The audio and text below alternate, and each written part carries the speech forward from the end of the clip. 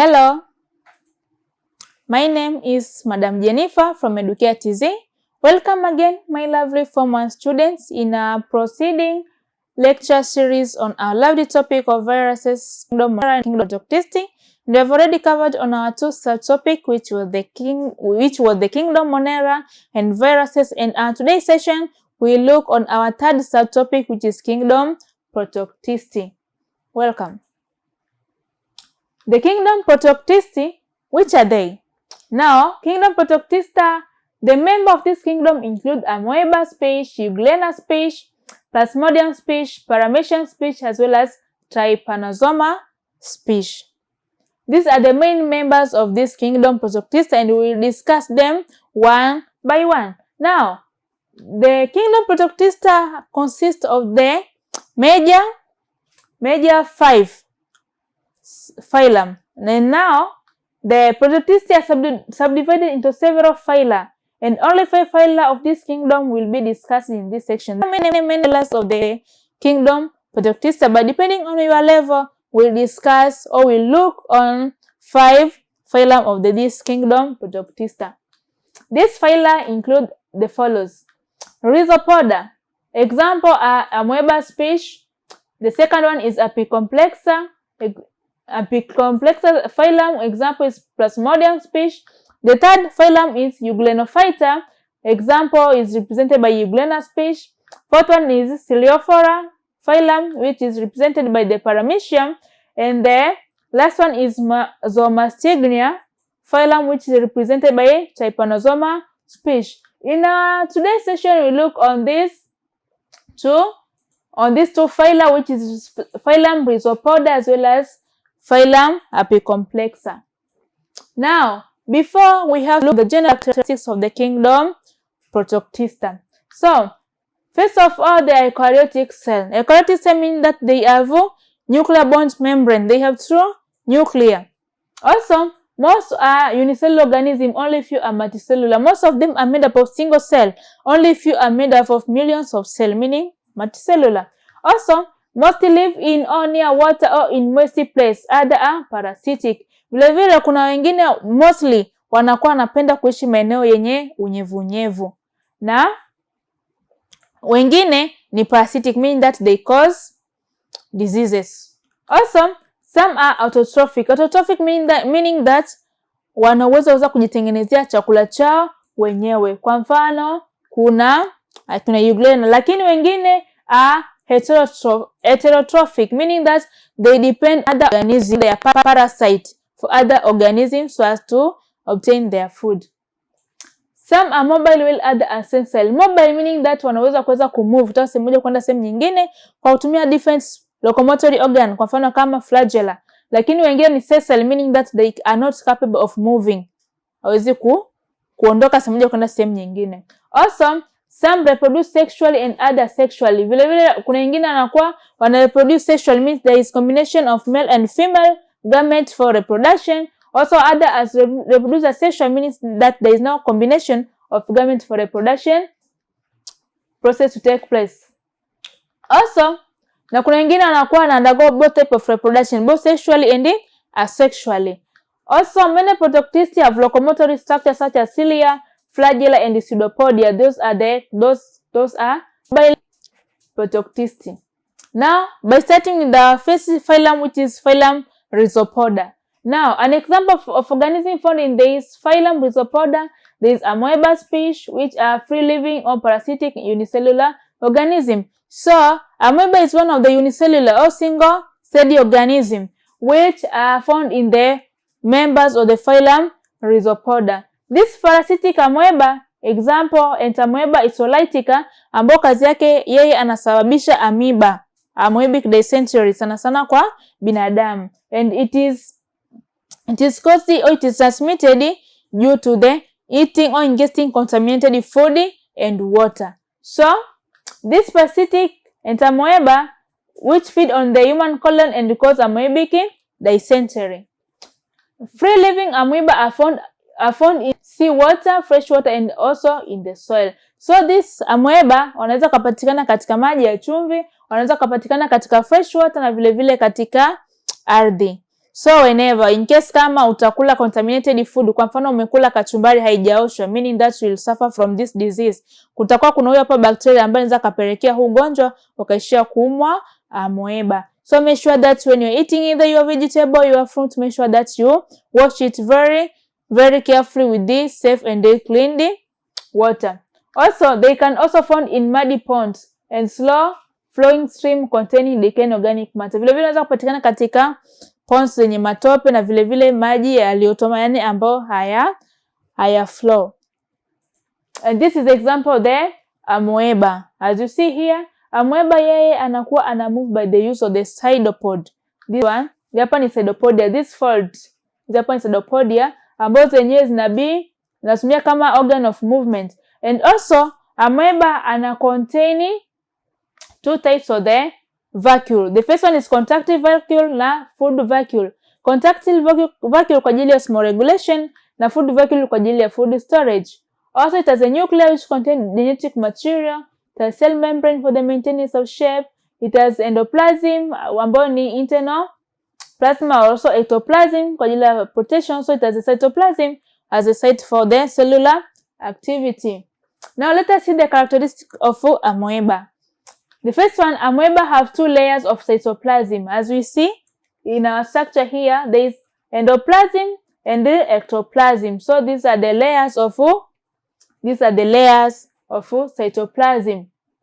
And more internal layer called the endoplasm. Also, most of them are free living, feeding on plant and animal matter. Others are parasitic to animals such as human being. Most of the amoeba are free living, meaning that wanaweza kujitegemea wenyewe, lakini wengine ni parasite, meaning that they feed or they cause infection to other hosts. Kwa mfano human being ambaye anabi affected by this type of amoebic dysentery from the amoeba species. Also, they have pseudopodia which are used for both locomotion and feeding. Katika kwenye mchoro wa kwanza, hapa pseudopodia imetumika kama organ of locomotion, inasaidia kuweza kumove using different shape. Lakini katika mchoro wa pili, pseudopodia imetumika kwa ajili ya food emulsification, kwa ajili ya chakula, food intake. Also, they have contractile vacuole which regulate the amount of water in the fresh water amoeba. Contractile vacuole osmoregulation. Also, they form temporary food vacuole to hold and digest food particles.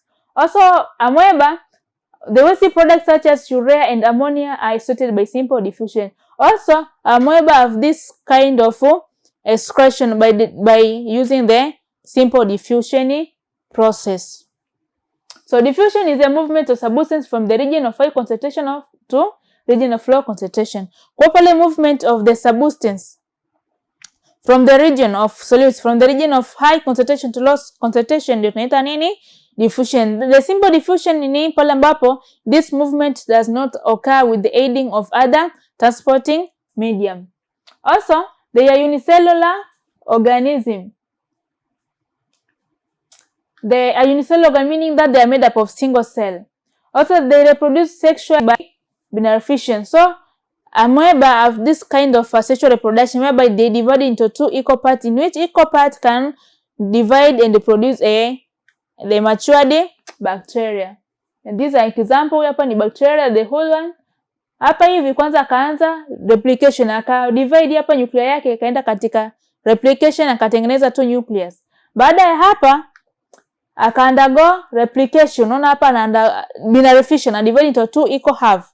Hapa kisha divide ambapo kila nusu itaenda itakuwa kuwa kiumbe kipya kama ilivyokuwa hapa zamani. So this is all about the binary fission reproduction process.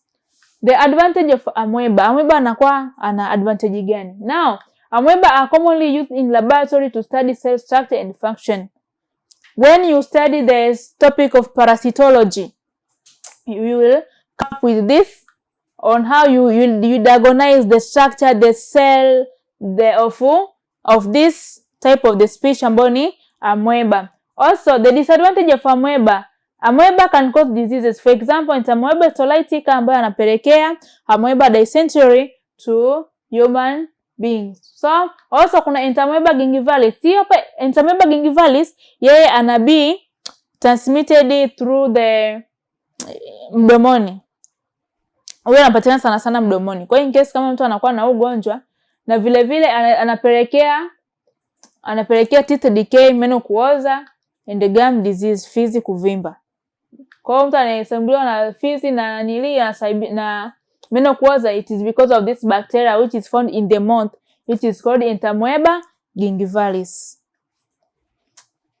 Now the second phylum is phylum Euglenophyta. This is the second phylum of the kingdom Protoctista, Euglena. Euglena, as the name also identify, it is represented by the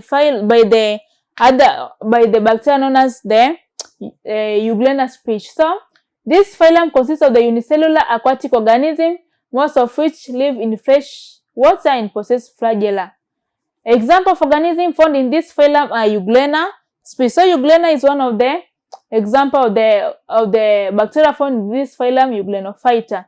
And the Euglena species cause green scum and often occur in stagnant water. Kwa Euglena masasa napelekea green scum. This is an example of the Euglena. Hapa unaona hapa ni flagella, hapa ni gullet. Gullet kazi yake ni kwa ajili ya ingestion of the food, flagella ni kwa ajili ya movement. Ear spot hapa ni kwa ajili ya hapa ni moja ya animal, na gut gullet hapa ni moja ya animal characteristics ya Euglena. Also they have nucleus which contain the nucleic acid. They have chloroplast ambayo inafanya kuwa na plant characteristics ambayo ina contain chlorophyll kwa ajili ya photosynthesis. Also they have this contractile vacuole kwa ajili ya osmoregulation. Now characteristics of Euglena. What are the characteristics of the Euglena species? Now they are unicellular.